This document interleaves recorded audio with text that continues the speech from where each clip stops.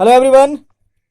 एक बहुत ही important topic के साथ आपका अपना यूट्यूब चैनल आरके ट्यूटोरियल में स्वागत है। दोस्तों, आज मैं rain and Martin grammar book के सीरीज का सेकेंड चैप्टर को एक्सरसाइज के साथ डिस्कस करने जा रहा हूं। आप वीडियो के अंत तक बने रहिएगा। और हाँ, आप इस चैनल पर नए हैं तो चैनल को सब्सक्राइब कीजिए और दोस्तों को शेयर करना नहीं भूलें। तो चलिए हम लोग शुरू करते हैं।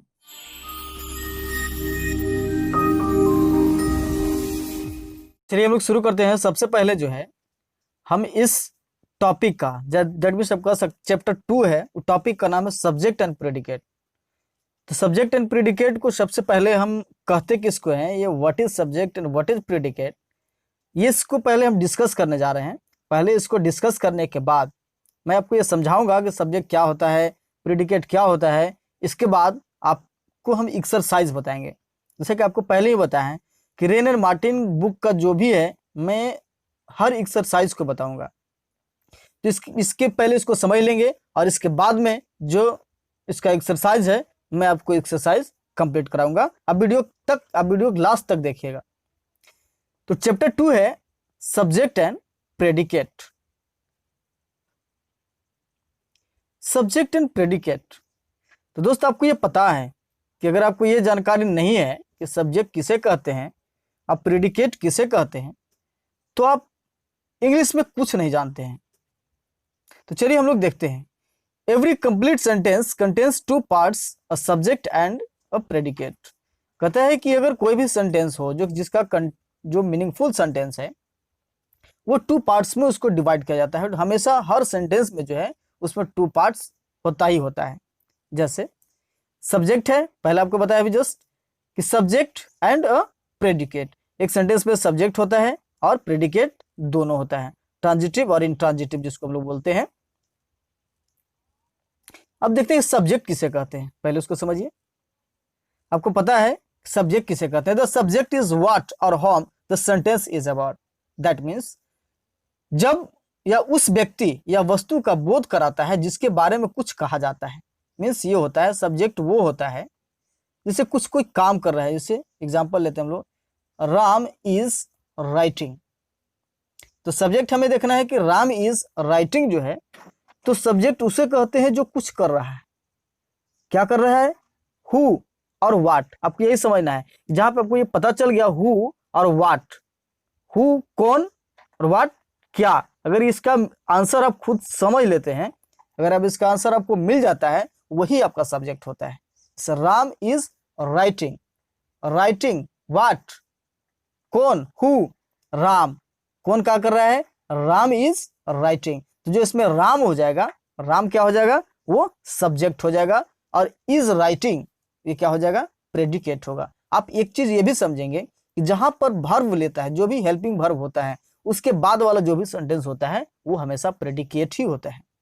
तो आपने ये समझा कि सब्जेक्ट क्या होता है? द सब्जेक्ट इज व्हाट और home the statement is about. जो किसके या कौन या क्या, अगर जो जिसके बारे में बताया जाता है उसे क्या कहते हैं? हम सब्जेक्ट कहते हैं। एग्जाम्पल भी आपने देख लिया। नंबर 2 है प्रेडिकेट। प्रेडिकेट क्या होता है? While the predicate tells something about the subject, अगर जो सब्जेक्ट के बारे में कुछ कहा जाता है उसे हम क्या कहते हैं? प्रेडिकेट कहते हैं। अपने एग्जाम्पल पहले देखा आपको, राम इज राइटिंग। राम कुछ कर रहा है, ये क्या हो गया? सब्जेक्ट हो गया। और राम क्या कर रहा है वो क्या हो जाता है? वो प्रेडिकेट होता है। While the predicate tells something about the subject, जो सब्जेक्ट के बारे में कुछ पता चलता है उसे हम क्या कहते हैं? प्रेडिकेट कहते हैं। अभी आपको बताया राम इज राइटिंग, राम के बारे में बताया जा रहा है। राम क्या कर रहा है? लिख रहा है। Ram is writing a letter, Ram क्या कर रहा है? तो राम एक लेटर लिख रहा है। तो राम हो गया subject, is writing a letter, यहां पर क्या हो जाएगा? प्रेडिकेट हो जाएगा। आपने ये समझा? जो सब्जेक्ट जो कुछ कहता है वो क्या हो गया? सब्जेक्ट हो गया। और सब्जेक्ट जो कुछ करता है या जिससे ये पता चलता है कि सब्जेक्ट कुछ कर रहा है उसे हम क्या कहते हैं? प्रेडिकेट कहते हैं। चलिए हम लोग आगे देखते हैं। सब्जेक्ट के बारे में जो कहा जाता है वह प्रेडिकेट है। Example, nature is the best physician. अब कहता है क्या? आपको पहले ही बताया, समय सिर्फ 2 चीज का आंसर आपको खोजना है, व्हाट और होम, दोनों में से कोई एक का मिल जाता है आंसर, वही आपका सब्जेक्ट हो जाता है। हाँ, एग्जाम्पल देखेंगे, nature is the best physician. अब आपको पहले बता है, अगर वाट और होम जो मिल जाता है आंसर, वही क्या होता है, सब्जेक्ट है। अब देखिए यहाँ पर वाट इज तो नेचर इज, है ना, तो अब समझिए नेचर क्या हो जाएगा यहाँ पर आपका, ये हो गया सब्जेक्ट। ये जो नेचर हुआ दैट मीन्स ये क्या हो जाता है आपके लिए, वो सब्जेक्ट हो जाता है। अब फिर आगे कहता है, तो जब नेचर पता चल जाएगा तो नेचर के बाद जो भी चीज मिला वो क्या हो गया, वो आपका प्रेडिकेट हो गया। तो nature is the best physician. अब आगे देखिए, the president of America is coming here, that means ये हो गया कौन आ रहा है। देखिए फाइंड कीजिए, who is the president of America is coming here, कौन आ रहा है, तो प्रेसिडेंट जो है वो क्या कर रहे हैं, वो आ रहे हैं। तो ये क्या हो गया, सब्जेक्ट हो गया, और ये अमेरिका इज कमिंग हियर, तो ये क्या हो जाएगा, दैट मीन्स आप कह सकते हैं हाँ, the president of America. Dog, अब इसको समझिए, द डॉग बाक्स, कौन, डॉग क्या कर रहा है वो, तो बाक्स।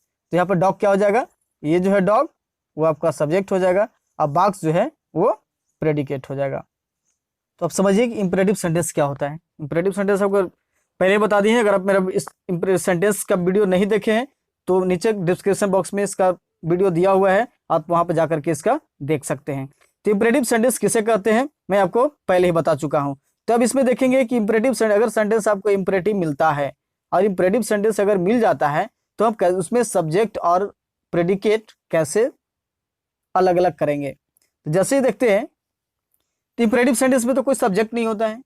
इंपरेटिव सेंटेंस में जो है किसी प्रकार का कोई भी सब्जेक्ट नहीं होता है, लेकिन आपको यह समझना है कि सब्जेक्ट के रूप में हम क्या समझते हैं उसको, सब्जेक्ट के रूप में हम उसे यू समझते हैं। यू ना, you is understood rather than expressed, इसमें है कि हमें क्या समझना पड़ता है, you is your subject. For example I can say that stand on your bed, stand on your head, या stand up on your bench, या stand up, go there, whatever you can say that. बहुत सारे ऐसे examples है जिसमें आप बोल सकते हैं। तो इसमें आपको पता है इसमें यू नहीं होता है। एक एग्जांपल लेते हैं, bring a glass of water, तो क्या हम लोग ऐसा कभी बोलते हैं you bring a glass of water, no, it will be wrong. अगर आप ऐसा बोलते हैं तो ये गलत हो जाएगा। तो यहाँ पर आपको समझना होगा कि सब्जेक्ट इसमें हमेशा क्या होता है, यू होता है। तो यू समझ लेंगे, stand on your head, just अभी आपको बताया कि उसमें क्या क्या बनता है, यू है। अब नोट देखिए, नोट में जो है आप ये समझते हैं कि note that means very important. Note है इसका मतलब कहीं ना कहीं वो सबसे अलग है। Be careful with sentences that begin with there plus a form of the verb to be. वो सेंटेंस जो कहता है, जो सेंटेंस अगर देयर से स्टार्ट है, इसका मतलब ये नहीं होता है कि वो सेंटेंस क्या है, देयर जो है अगर सबसे पहले स्टार्ट है तो मेरा क्या होगा, सब्जेक्ट होगा, ये नहीं होगा। That means in such sentence there is not the subject. इस स्थिति में जो है वो देयर सब्जेक्ट नहीं होता है। तब एक चीज सीधा सीधा समझ लीजिए कि अगर कोई सेंटेंस देयर से प्रारंभ होता है तो इसका मतलब ये नहीं है कि देयर जो है वो मेरा सब्जेक्ट है, नहीं, ये गलत हो जाएगा। तो अब ये समझेंगे कि उसमें जो है हमें फाइंड करना इसमें भी है कि आखिर ये सब्जेक्ट इसमें क्या है। अब देखिए इसमें सब्जेक्ट क्या है उसको हम लोग देखते हैं। There were 4 students playing in the garden. अब देखिए इसका हमको आंसर किसका मिल रहा है, who is playing, 4 students who are playing, 4 students are playing, that means तो 4 स्टूडेंट, हु का आंसर आपको मिलता है कौन, तो स्टूडेंट्स। तो ये स्टूडेंट्स जो है वो क्या आपका पता चल गया, ये आपका सब्जेक्ट हो गया। अब इसके बाद क्या कर रहा है सब्जेक्ट, आपको पता है कि जो सब्जेक्ट क्या करता है उसी को क्या कहते हैं, प्रेडिकेट कहते हैं। 4 स्टूडेंट्स ये सब्जेक्ट हो गया, अब predicate playing in the garden, तो बाकी जो बच गया वही क्या हो गया, आपका गार्डन हो गया। तो आपने इस तरह से देखा कि सब्जेक्ट किसे कहते हैं, अब प्रेडिकेट किसे कहते हैं। तो चलिए अब हम लोग आपको एक्सरसाइज में ले चलता हूं कि एक्सरसाइज में जो दिया हुआ है उसको हम कैसे आइडेंटिफाई करेंगे कि कौन सा सब्जेक्ट है और कौन सा प्रेडिकेट है। क्योंकि मैंने आपको पहले ही बताया हूं कि हम एक सीरीज लेकर चल रहे हैं, इस सीरीज में आपको एक्सप्लेन करेंगे और उसके साथ साथ उसका एक्सरसाइज भी करेंगे। और अगर आपको किसी तरह का कोई समस्या हो तो आप कमेंट बॉक्स में मुझे बताएं कि सर मुझे ये समस्या है, मैं आपके साथ हूँ। तो चलिए हम लोग एक्सरसाइज देखते हैं। चलिए अगर आपके पास ग्रामर बुक है और रेन एंड मार्टिन का, तो आप अपने साथ खोलकर उसे रखेंगे और जो मैं बता रहा हूँ अब उसको देखेंगे। एक्सरसाइज इन ग्रामर 1 आपका ये पेज नंबर 2 में है। अब पेज नंबर 2 जब आप खोलेंगे तो आपको ये एक्सरसाइज दिखाई देगा। तो चलिए हम लोग इसको देखते हैं कि क्वेश्चन में क्या करना है। तो क्वेश्चन में ये कह रहा है in the following sentences separate the subject and the predicate. इसमें कुछ नहीं कह रहा है, इसमें ये आपको सिर्फ कह रहा है कि सेंटेंस में क्या है उससे हमको मतलब नहीं है, सिर्फ ये बताइए कि इसमें सब्जेक्ट कौन है और प्रेडिकेट कौन है। मीन्स सब्जेक्ट कहाँ से कहाँ तक होगा और प्रेडिकेट को कहाँ से कहाँ तक हम उसे इंडिकेट कर सकते हैं। तो चलिए हम लोग देखते हैं इसका। तो चलिए एक एक क्वेश्चन हम लोग देखेंगे इसमें।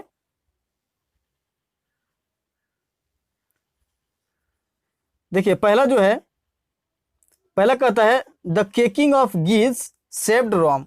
The cackling of geese saved Rome. अब इसमें देखिए क्या कहता है, कौन और क्या। पहले ये हमको आपकी एक्सरसाइज में इसको नहीं पढ़े तो उसको देखिए ऊपर में, हम आपको जस्ट अभी बताए हैं। हु और व्हाट, कौन, द कैकलिंग ऑफ गीज। अब इसमें देखिए इसका सब्जेक्ट क्या हो जाएगा, कौन, तो द कैकलिंग ऑफ गीज, यहां तक क्या हो जाएगा, ये सब्जेक्ट हो गया, और सेव्ड रोम ये क्या हो जाएगा, फिर ऑब्जेक्ट हो गया। बस आपको यही देखना है, व्हाट और होम, दो को अपने आप में आंसर खोजना है। व्हाट क्या या कौन, बस आपको समझ लेना है कि यही मेरा सब्जेक्ट है। द बॉय, अगला है the boy stood on the burning deck. कुछ नहीं करना है, बस खाली उसको फाइंड करना है कौन सा सब्जेक्ट है कौन सा प्रेडिकेट है। The boy stood on the burning deck, कौन, तो द बॉय कहाँ है, stood on the burning deck. बस खाली इसमें देखेंगे द बॉय जो है ये सब्जेक्ट हो गया, और stood on the burning deck जो है वो क्या हो गया, प्रेडिकेट हो गया। अब इसमें देखिए नंबर थर्ड में हम लोग देखेंगे Tubal Cain was a man of might. ये बुक का लाइन है, ये लिटरेचर आप समझ सकते होंगे कि ये जो बुक है रेन एंड मार्टिन ये बेस्ट क्यों है। तो ये बेस्ट इसलिए है क्योंकि इसमें जितने भी एग्जाम्पल्स दिए होते हैं वो सब का सब कहीं ना कहीं वो लिटरेचर बुक से ही उठाया रहता है, जिसके कारण जो है ये समझने में थोड़ा कठिनाई होती है। तो चलिए हम लोग इसको देख रहे हैं, इसको सेपरेट करना है। सिर्फ इसमें ज़्यादा परेशान होने की जरूरत नहीं है, सिर्फ हमको ये फाइंड करना है कि कौन सा सब्जेक्ट है और कौन सा प्रेडिकेट है।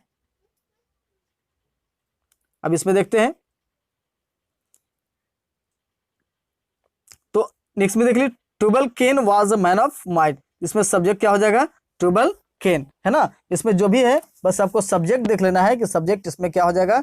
तो सब्जेक्ट इसमें आप देख लीजिए, सब्जेक्ट इसमें हो जाएगा ट्यूबल केन, ये आपका सब्जेक्ट हो जाएगा, और बाकी जो है वो प्रेडिकेट हो जाएगा।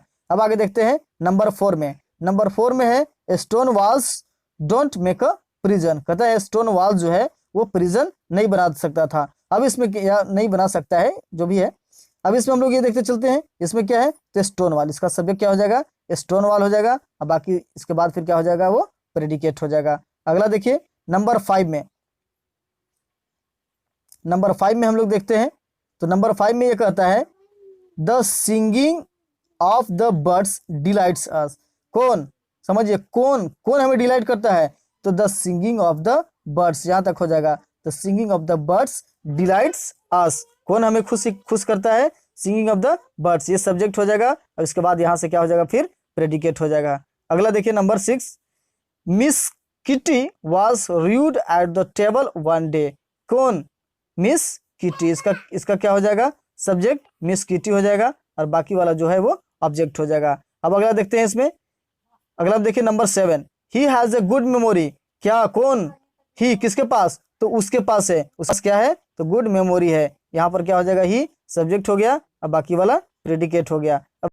Bad habits grow unconsciously. क्या, बैड हैबिट्स, इसमें क्या हो जाएगा, सिर्फ बैड हैबिट्स हो जाएगा, और यहाँ जो बैड हैबिट्स है वो आपका सब्जेक्ट हो गया। अब अगला ग्रो अनकॉन्शियसली, वो क्या हो जाएगा, प्रेडिकेट हो जाएगा। अगला देखिए next, earth revolves around the sun. क्या, सन का रिवॉल्व, सन का चारों तरफ कौन घूमता है, द अर्थ, इसका सब्जेक्ट क्या हो जाएगा, द अर्थ सब्जेक्ट हो जाएगा। इसके बाद जो है वो आपका रिवॉल्व्स अराउंड द सन जो है वो प्रेडिकेट हो जाएगा।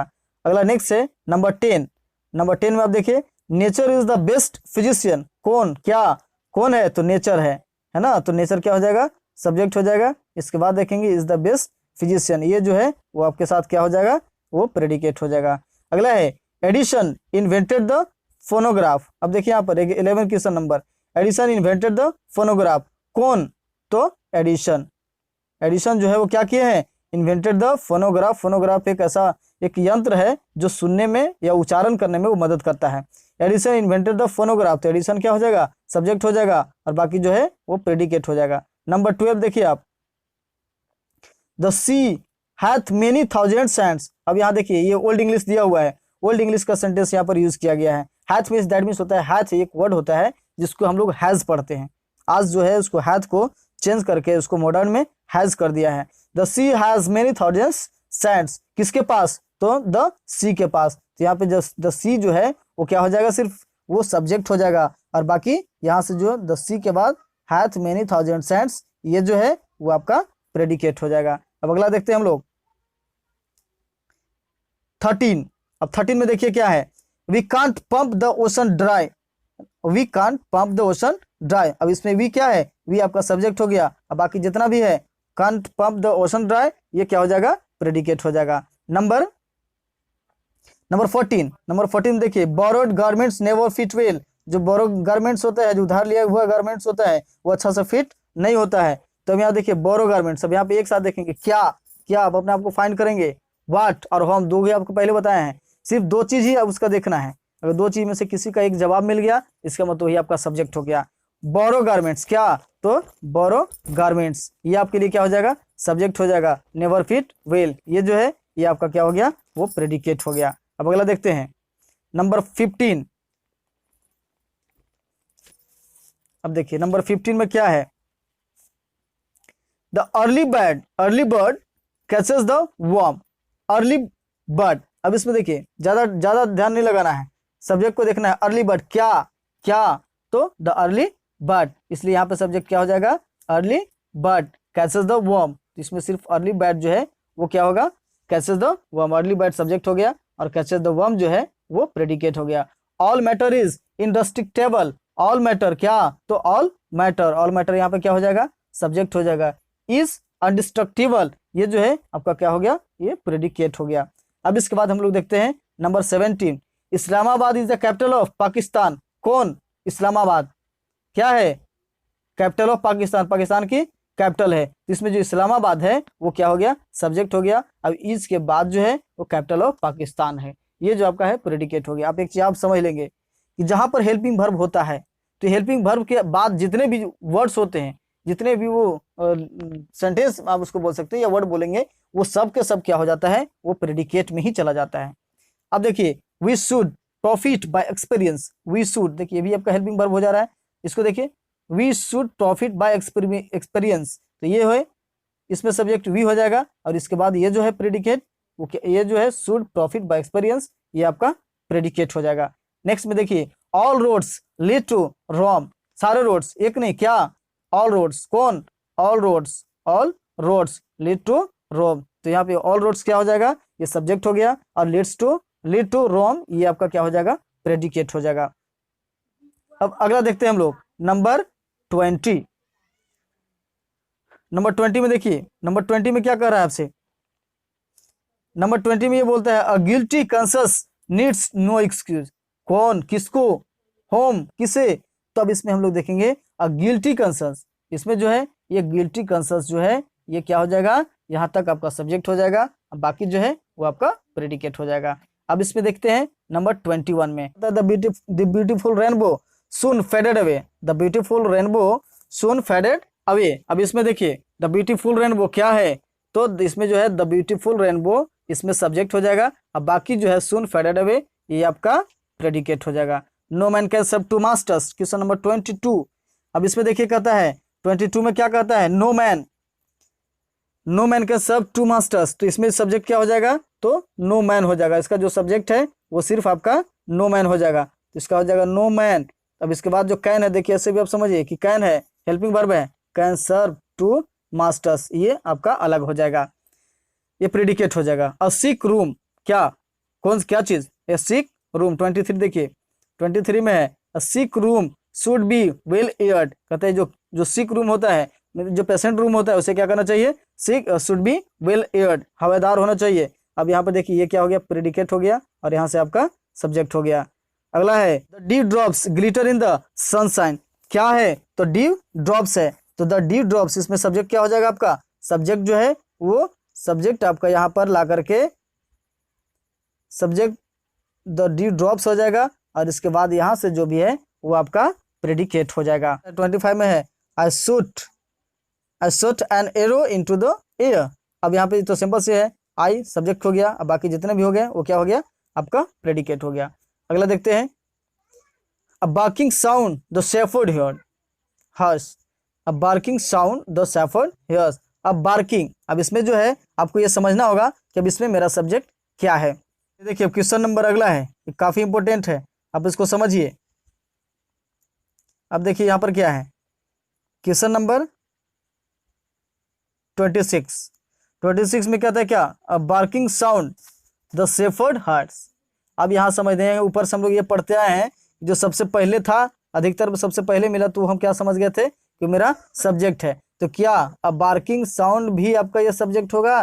तो नहीं होगा। काहे नहीं होगा? अब इसलिए नहीं होगा, अब barking sound the shepherd heard who, कौन सुना?